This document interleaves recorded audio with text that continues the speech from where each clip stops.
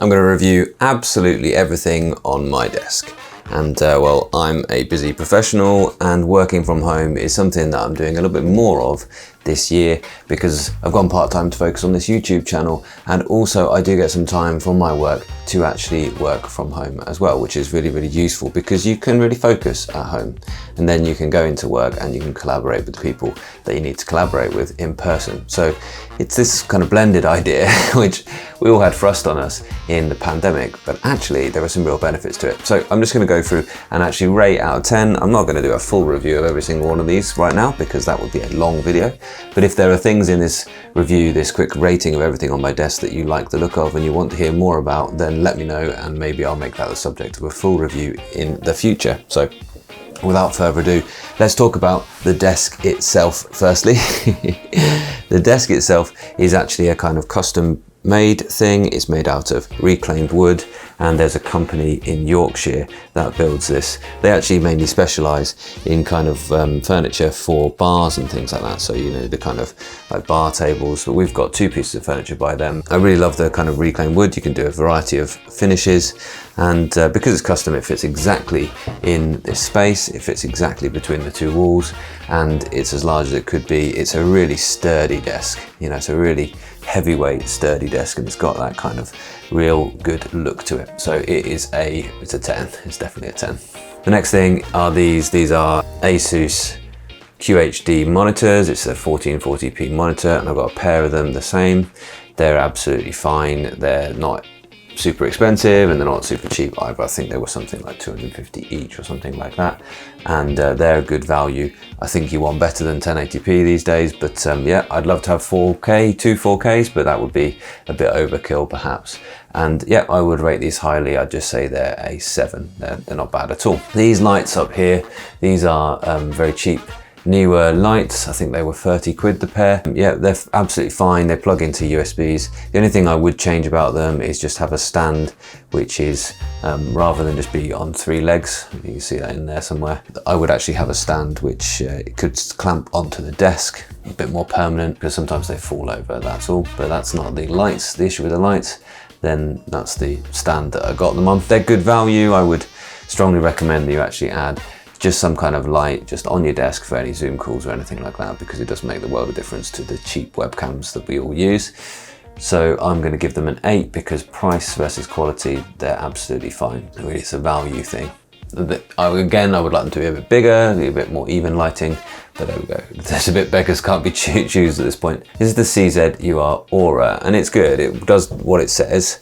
Although for me, it isn't the ideal solution for a top-down shot or a visualizer for me, and that's because I am not an archivist. But if you're an archivist, then this is an excellent solution because it has this laser book leveler, and you can actually scan books in seconds. It also works as quite a nice attractive desktop lamp, which is nice to have. It's just a nice little extra feature, although that isn't the reason why you buy this, I think.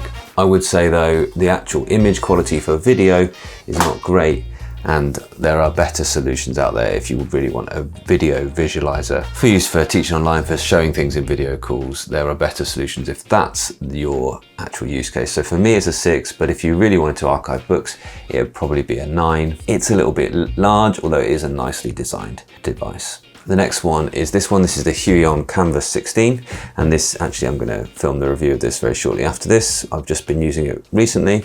It's really good. It's got a great screen feel. Okay, the feel is excellent. The only thing that I'm not so sure about is every single time I boot the computer, I have to retell it what is the working area that I want it to work on. I have to select the working area to be itself. It seems every single time, and I can't find in the software, although the software is ridiculously easy to use, I can't seem to find where you can set it so that it is just going to be this device every single time. However, it is really, really good. It's got plenty of customizable hotkeys on the side. It's got a good sort of paper-like screen feel. It's got an accurate stylus with lots of pressure levels. It's got a nice little holder to the side, which the little things make a lot of difference a lot of times, don't they? I'm going to give it an 8 so far. If you like that, well, there will be a full review in the near future. This is a Incidentally, the screens do that when they're on DisplayPort, but not on the HDMI for some reason. They just sort of black out every now and then, but it's like quite rarely. It's once every hour, maybe maximum, not even that. This is a Suki pencil case and pen pot. I really like this. It does this, so it can be a pencil case for your bag, and then when you're ready to work, it just becomes a pen pot. It's cool, right? This one pretty much never goes in my bag anyway, but it just sits on my desk.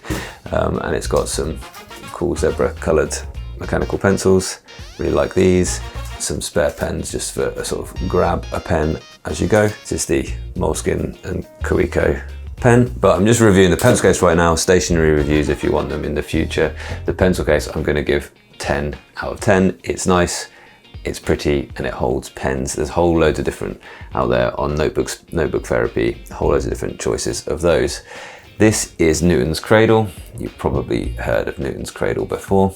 Newton's Cradle is a demonstration of Newton's third law. Actions have equal and opposite reactions, or of course, the law of conservation of momentum, because if I take two of these,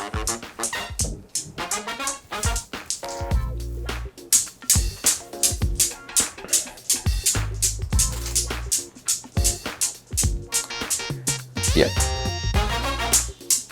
And also this has got a little bit of sentimental value for us because it belonged to a relative of ours. And so good memories for that. And it's a really great demonstration of Newton's 3. It's a classic desk accessory for a reason, and it gets a 10. The next to that is my stack of Eink tablets, which gets a bit ridiculous, I know, and people say, why do you keep so many of them around? Well, the reason is because I do review them, and so like, if I didn't keep them around, I couldn't do the comparison videos, which are your favorite videos really as an audience. So I do keep them around because I'm testing them out, and if they get software updates, for instance, I want to be able to cover that as well. So my stack of Eink tablets is a 10, great for comparison videos. This is the Cherry MX board 3.0. This is fantastic. I got into mechanical keyboards a little while ago, and when I started researching them, I kind of just had to have one. I'm not a gamer, I wouldn't recommend this as a gamer. If you were a gamer, this is not the keyboard to buy. It's not wireless, although I think I'm in such a busy kind of room with like Wi-Fi signals that wireless things rarely connect well in here. This has brown switches, which are a good mix between tactile and quietness. I didn't really want or sort of clicky for no reason, but I did want that kind of tactile sort of response so that you know that you've actually pressed the key when you've pressed it, which, yeah, cherry brown switches are the kind of best in lots of people's opinions. It would be a 10 if it had a backlight, I think. This, I think, was the cheapest way that I could get a full set of cherry brown switches, just to buy the Cherry MX board. This is a £75 keyboard and it's just USB. It's great though. Definitely like that with the full, had to have a full 10 key layout for me for this desk setup. Sticking with keyboards for now, this one living underneath my laptop stand, which I'll get to eventually. This one is the Keychron K3. Yeah, this is the K3, which is the slim version, and the K2 is the sort of full size keycaps. So this is the sort of slimmer version. You see that kind of narrower key, thinner key there. It's a really nice keyboard. It's definitely a lot to love about it. You can switch between, the reason why it's not on there is because it's on cable mode. So when it's on cable mode, it only works when you plug in a computer, and it can go into USB. It's currently got a USB-C to C cable, because that way I can actually plug it into any Android tablet or even my phone if I wanted to type away. It's a really nice keyboard. This one has red switches. They're Keychron red switches, obviously not Cherry, which are a little bit cheaper. And it does have backlight, which comes in all kinds of different patterns you can have it on. It's cool. It's a nice keyboard. It's just white LEDs, but you know, who's complaining? If you're a gamer and you're desperate to get all the different colors, then of course that wouldn't be the one for you. But the nice thing about that is you can just actually connect it with the longer cable that I have knocking around, and just connect that into a laptop, which is going to sit on the laptop stand over there. And that laptop can go via HDMI just into one of these. This monitor here can be connected to the laptop. So it's a really nice keyboard. The only thing I would say about it's a little bit small. So red switches are not tactile, so they don't have any pushback. They're linear, that's called, and they're quiet. So they're silent, well, not silent, but they're quieter than a blue switch, which is linear but clicky. Where are we up to? That's gonna get an 8 to the Keychron K3. A laptop stand itself, you know, that's a really good thing, that laptop stand. I like this kind of design, which is kind of, you know, just got the arms like that, so you can store things underneath. So the keyboard goes under there if I need a bit more space. I can chuck the calculator under there, etc. And just things out of the way underneath. A little bit of extra storage just underneath that. This laptop, while I'm also the laptop stand itself, I've no idea of the brand. It's just an Amazon job. The laptop stand itself, I'm gonna give it a 7. I've got pen pots, etc. behind, which are a bit of a mess from IKEA. Plenty of stationery in there that I like. Probably not for this video right now. I think they're just IKEA jobs. I'm gonna give them a 5 just because they're IKEA pen pots, they're absolutely fine. Yeah, quickly, the laptop itself here, this is the HP Spectre. I really like it. It's got a great keyboard, but the thing about it is it gets so flipping hot. It's the Spectre 360, so it's got that flip around, which I hardly ever use. It's got a touchscreen, which is nice, but honestly, if you're gonna get a HP laptop at the minute, I think that the Envy is as far as you need to go and put more money into a better desktop PC, quite frankly. But yeah, it's fine. I like it a lot. It's got a good graphics card. It's good for 4K video editing on the go. This is the Logitech C390, I think they call it, which is a 1080p webcam. This is a very, very standard webcam. But the nice thing about that is that it just works fine. Occasionally the autofocus pulses a little bit, which you won't see on this camera because it's got a phase detector autofocus system. But on the Logitech, well, it's just sort of contrast based, and you're at the mercy of Logitech's software there, really. So occasionally it kind of pulses in and out. It's a bit distracting. It's very, very wide as well, which you don't always want when you're just having a chat on Zoom or whatever. I'm gonna give it a 6. It's fine. If you just want inexpensive to connect up to any PC, the Logitech 1080p webcam is just fine. This on this boom arm up here, this is the Rode NT USB. This is the first one. This is the Rode NT USB 1. They've just brought out not just, but recently brought out a smaller, more compact version. This is absolutely fine, and it's on this little boom arm that you can kind of buy with it. A USB mic is excellent for providing that extra quality for live streaming, for video calls, just where you want your voice to sound a bit more crispy and professional. It's excellent. I'm gonna give it a 7. It's great value. Occasionally it's annoying that it kind of takes over as the speakers for the computer. It's sort of, because it's got headphones out, it can be essentially the speaker output on your computer. So sometimes it just takes over, and that's annoying. Also on the USB mics, this is the Boya BYPM 700 Pro.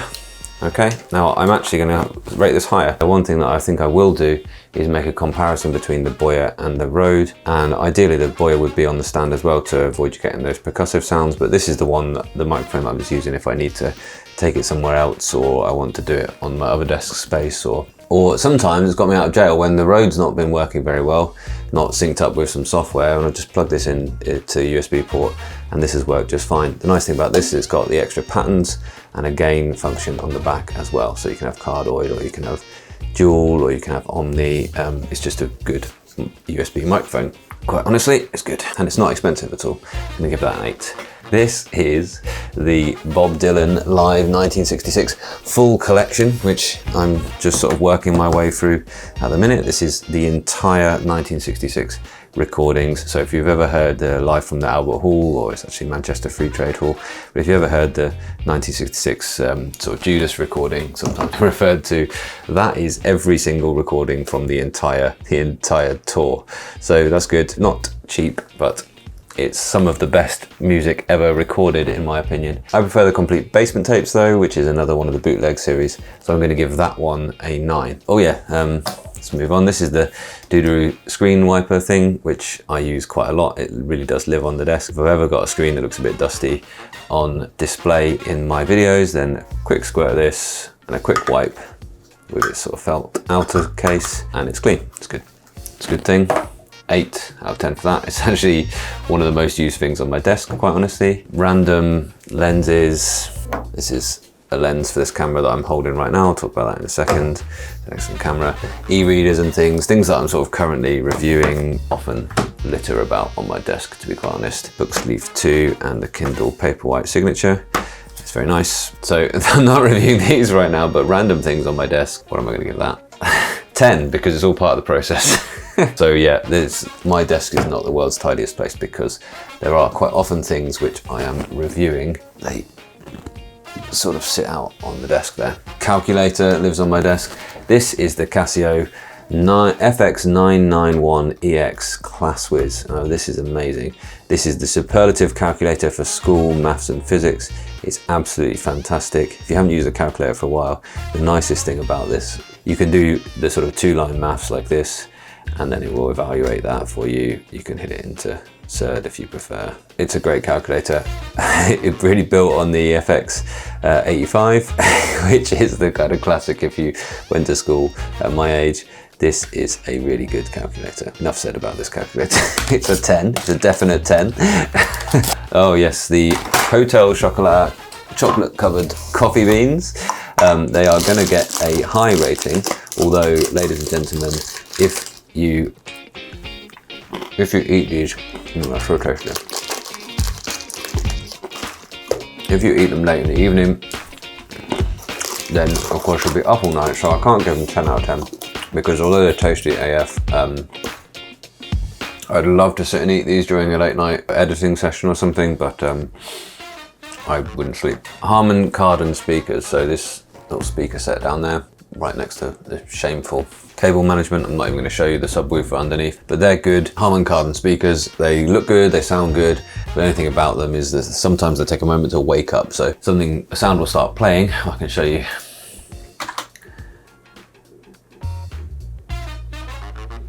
With other. So it takes like a few seconds to actually wake up, and now they are awake, they're fine. For instance, the article mode and things like split view, and they look and sound good. So you know they're an 8 just for that reason really. They weren't very expensive either. They're a kind of classic design. Oh yeah, the Elgato Stream Deck, which is kind of hidden back there at the minute because I hardly use it, although I really do like this as a product, I must admit. The Stream Deck is an excellent product because you can, essentially, you just got a little set of extra keys which you can program, and you can program them via the software here on the computer, and you can program to do just about anything, any kind of macro you can set up. You can set up to any kind of keystroke, launch apps. When you're in an app, it will change to be a set of keys that you've programmed for that app. And although I think it's excellent, I really like the product. I really needed to spend more time setting it up, really making sure that I used it as part of my daily kind of workflow, and I didn't do that, and it kind of just sits and gathers dust, unfortunately. I'm gonna give it a 6. I do really like the product, but it's my fault. It's not been so useful for me in the end because, well, I just haven't used it enough. And there's another thing that I thought I'd love, which sits there behind here as well. And sometimes I do use this. This is the, let me see if I actually press something like there. This is the Shuttle Express here, which is good. Essentially it's designed to be a wheel that you can kind of scrub through footage or tune your way through footage. And again, it will change what setting it's in depending on what app you're in. You've got 5 customizable hotkeys around it as well. I really like the idea of scrolling through your footage this way, but honestly, I just barely ever use it. Partly because although the wheel is very nice and attractive to use, the actual buttons are really sort of just not pleasant. They're not nice buttons. They're kind of horrible. They sort of feel like they're sticking. They're just, I don't know, they're just cheap feeling and sounding buttons really. Okay, I went on a little bit of a kind of peripheries kick a while back, and I bought the Stream Deck and this thing, and found that neither of them really sped up my workflow to the point that I was sort of, you know, just relying on them. So good, but hard to use it, so it's a 5. Probably one thing I wouldn't recommend. The larger one, maybe, you know, I think there was a Logitech kind of bunch of kind of creator keys, but it was like really expensive and I wasn't really going to pay all that, but I wanted the idea of having a wheel. You can get some keyboards with wheels on which look really nice, but again, would ask yourself before you buy these things, are you really going to use it, or is it going to sit on your desk and not get used and gather dust, because that's what's happened there. The actual computer itself is this thing. This is a Polycomp. It's an i9. It's got some RGB on it. It's just got a cable ready to connect anything there. It's an i9 with 16 gigs of RAM, 2 terabytes SSD for the main drive. 1 terabyte M2 for some footage, just so if I'm going to ever work with some 8K footage, then I'll put it on the M2 SSD, so it's really super fast. It's got a 2 terabyte hard disk and an 8 terabyte hard disk. Got 1050 Ti GPU card. So it's really good. I do wish it had some USB-C ports, like some actual ports into the motherboard directly for USB-C. They're all A's. I wish the motherboard had a bit more expansion capability, because I've used all of the PCI slots already. There's only 2 slots for RAM, so I wish you could just add a bit more RAM there. And again, you can add more RAM. I know that you can upgrade the RAM, but I haven't done that yet. Lumix GX8, which is an excellent camera. This is the Lumix GX8, which currently it just has an HDMI out going into a capture card and into the computer. So if I want to do any live streams with that, I can. There's also a little dongle there so I can attach a microphone into it if I want to as well. This one has got a 15mm Leica lens. This is a great camera. Again, the problem with Lumix, it's a micro four thirds system, so it's got that nice big sensor. The problem with Lumix cameras in the past has been that they're always contrast based, so again it does that horrible pulsing thing for the autofocus. It's not great. This was my main camera. I shot most of my YouTube videos on that before just a few years ago, and I invested in some better quality Canon gear, and that's what this one is here, so let's talk about this. So I'm going to give that a 7 out of 10, but it was a 8 probably when I first bought it, because excellent 4K footage coming out of that. The AF system is just what's lacking really. Lenses are really good. I'm hoping for some phase detect in that size of camera from Lumix in the future. This is the Canon M6 Mark II. I'm going to give this a 9 for sure. Currently it's got the 11-22 lens on it, so you can get nice wide and you can get a little bit tighter.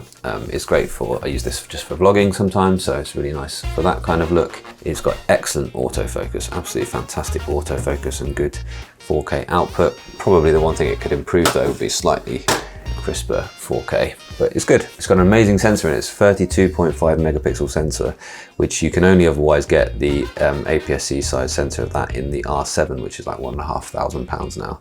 So this is the M series, and this is another lens for it. This is the 22, and what we really like about the M series is this tiny little lens here, because when you put that on, this fits into my jacket pocket just perfectly. It's a point and shoot. Excellent quality of shots from a tiny little lens. Nice lightweight setup like that. That's going to get a 9 for sure, absolutely. I do wish it was a better webcam.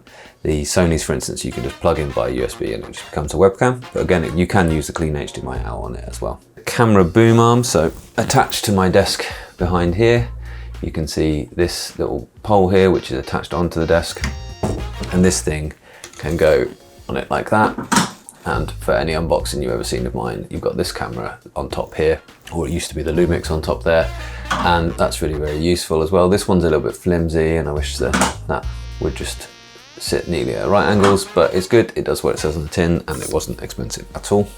I'm gonna give that a 7. If I was to redesign this and make a kind of purpose-built studio for making videos rather than just working from home, which this video is about, I would have that pole be somehow freestanding so that it wasn't attached to the desk, because you can sometimes get a bit of camera shake if you're writing, and that would be preferable not to have that. That's a 7. My gorilla.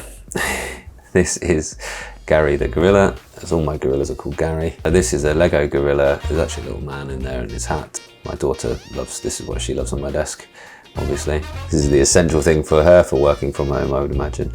This was given to my YouTube friend Lewis very, very kindly, and when I was starting out making physics videos, it was really like, you know, to have somebody like that who had a big channel at the time, it was really kind and really gratifying to have somebody care enough to send that in the post and sort of say, well done, keep up the good work. It was really cheery, and now that's the logo for my channel. Still, my channel used to be called Gorilla Physics, and now it's just my name. Last thing to talk about is the Hahnemuhle small sketchbook here. And just to say as well, these two cameras have a recording limit of 30 minutes, which is annoying. So just stopped and changed there. It's a bit annoying, to be honest. Hahnemuhle small sketchbook. Here it is. Little things. It's a really nice little sketchbook, nice quality of paper. If I was to do anything, then if I was to spend time doing anything to relax, then definitely drawing would be the thing. This are my parents. These were on Christmas Day. My daughter, she sat nice and still, and well, still enough for me to do a couple of drawings while she did a little bit of drawing herself, but my boy didn't sit quite for long enough. Didn't get that entirely done. So moving around a bit too much.